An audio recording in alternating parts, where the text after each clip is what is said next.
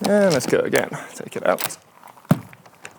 Hey guys, Malcolm Moore here, and in this video I'm going to be doing a follow-up review to the Nidecker Supermatic bindings. If you've been living under a rock, or well, maybe you just have a life and you haven't heard of them, they are indeed Nidecker's new step-in binding. Boot goes in, push down, clicks in, just like that. Now, I made a pretty detailed and comprehensive review of these bindings towards the end of last winter, but in case you missed it, I'll put the link to that up there as well as down in the description below. And since I made that, I rode them for about another 4 weeks, right up until the end of the winter season, and I've also had some time using them on the glacier here in France over this summer. But I really wanted to make this video to answer the 6 most frequently asked questions that you guys were giving me, some of the things that I didn't quite cover in that first video review, as well as at the end of the video, I'm going to let you know my updated thoughts and opinion on these bindings.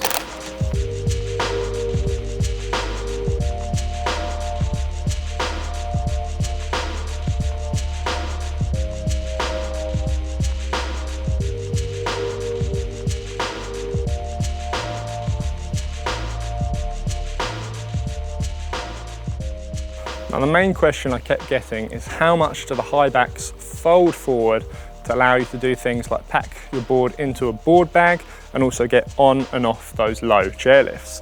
Because as you can see, when I folded the high back forward there, it gets to about a 35-degree angle before it comes into contact with the straps. Obviously, for getting on and off chairlifts, you want to keep those straps done up because that is what is going to allow you to keep the step in and step out function that you obviously bought these bindings for.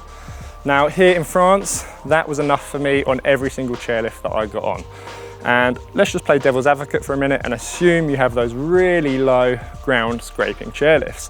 The good news is that when the chair comes through, if it does press on the high back, it's simply just going to push down into those soft straps.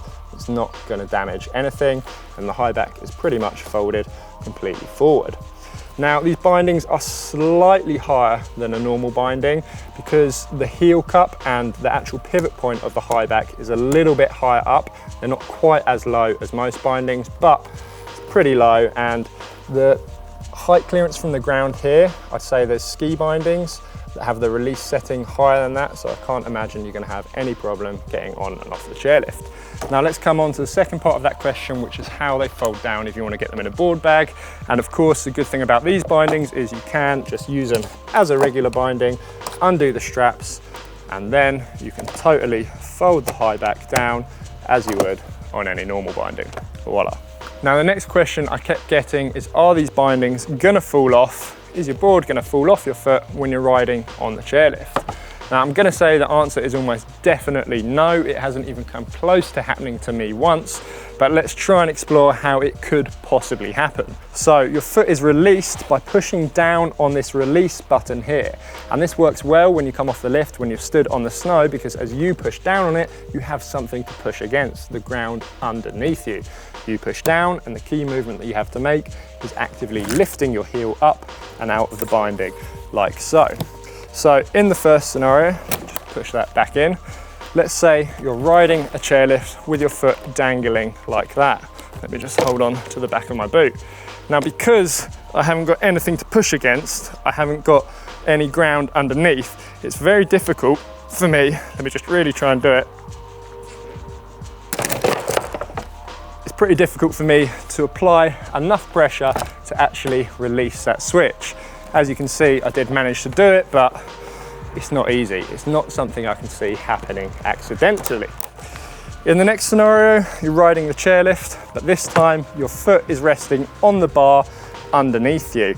You accidentally put your other foot, or you've got an irritating mate that's trying to release the binding. The issue here is that because you're pushing down against that bar, you can press this release button all you want, but unless you actively lift your heel up and out of the binding like so, nothing is going to happen. If your weight is going down against the bar, you can press this all you want, and as soon as it's released again, you can see I'm still fully locked into the binding. Now, all of this is somewhat a moot point anyway, and if you are really worried about this happening to you on a chairlift, I'm on the pre-production model here and I didn't get a leash attached to my bindings. But on the production models that are coming out this winter, you will get an included leash that you can use same as you would on the Burton step-ons or whatever. So if you're really worried, attach that leash to your front foot and you won't have to worry about it. But it's not going to happen.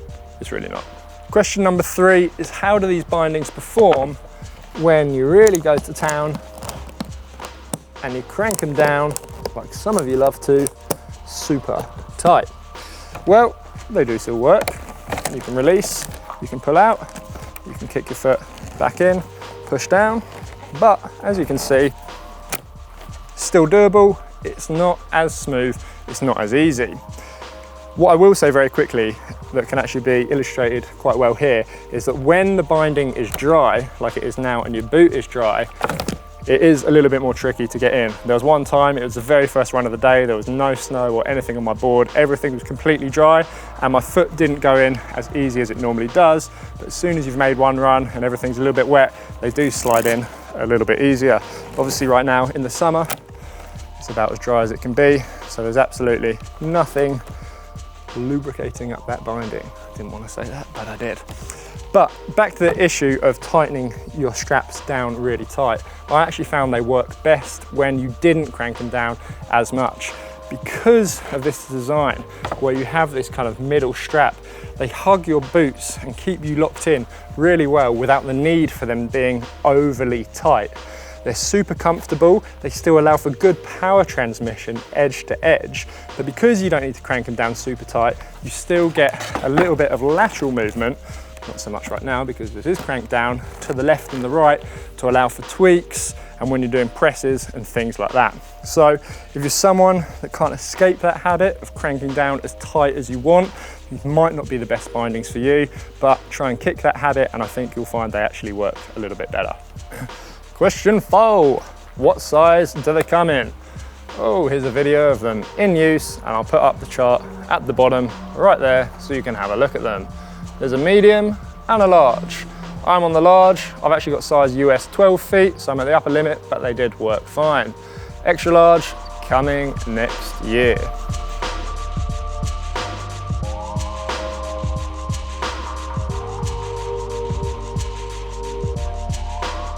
Bonus question, how much do they cost? Well, I can tell you that the Nidecker Supermatics are $399 US, 499 Canadian dollars, 399 euros, or 449 Swiss francs. Unfortunately, on the website there isn't a price yet for Japanese yen, I believe, or Great British pound sterling, so you have to wait to find out, but do a simple Google conversion from the $399 US, and I'm sure that will give you a pretty close idea. Question 5 is, how much do the Nidecker Supermatics weigh? I'm going to compare them against the Nidecker K-On X bindings. So sticking the Supermatics on, we can see that they weigh 2 pounds 13 ounces, which makes no sense to me, or 1.28 kilograms, compared to the K-On X's, which are a pretty light binding, that weigh 2 pounds and 2 ounces, or 971 grams. So no surprise, Supermatics are a little bit heavier, but they're not really that heavier. And they both do have the binding screws in at the bottom, so it was a fair contest. Question 6, how adjustable are the bindings? How much can you move them left and right on the board to get your ideal stance width, and how much can you move them towards the toe and pull them back towards the heel edge to center your foot properly on the board? And do they work on the Burton channel system? Yes, they do work on the Burton channel system, as well as working on the normal 4x4 holes that pretty much most boards have, and that old school 3D one, whatever it's called. On to moving the binding left and right to get your ideal stance width. Of course, you can just move it one set of holes up or down, but to be able to move it in slightly smaller increments, you can see that the binding disc here is actually slightly offset. That means that if you take it out and just spin it around 180 degrees, you'll be able to have your foot, as it is here, slightly more to the left or slightly more to the right, which just allows you to place it a little bit more gradually rather than jumping to a whole nother set of holes. Works pretty well. And of course, you can see there's lots of room here to move the screws up and down, so you shouldn't have any problems, provided you're in the right binding size for your foot size, in getting your foot properly centered on the board.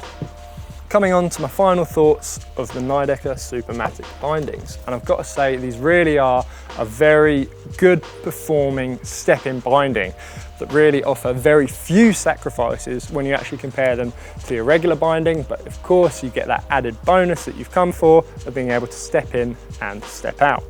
And if we think about who these are targeted at, what the audience is for these bindings, what the market is, it will give you a better idea of how these are going to ride.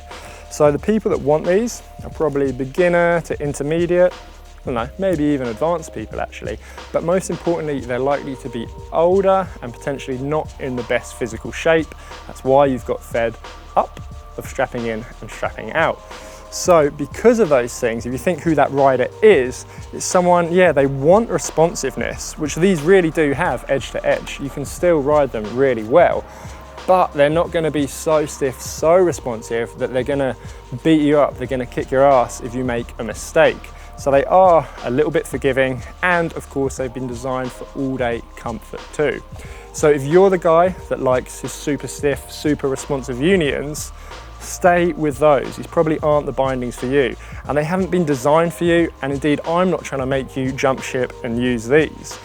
But I never had a problem with two-strap bindings, and I still don't. But riding these, they do just make your life easier, and that is the sole function of a step in, step on, step through, whatever you want to call them, binding.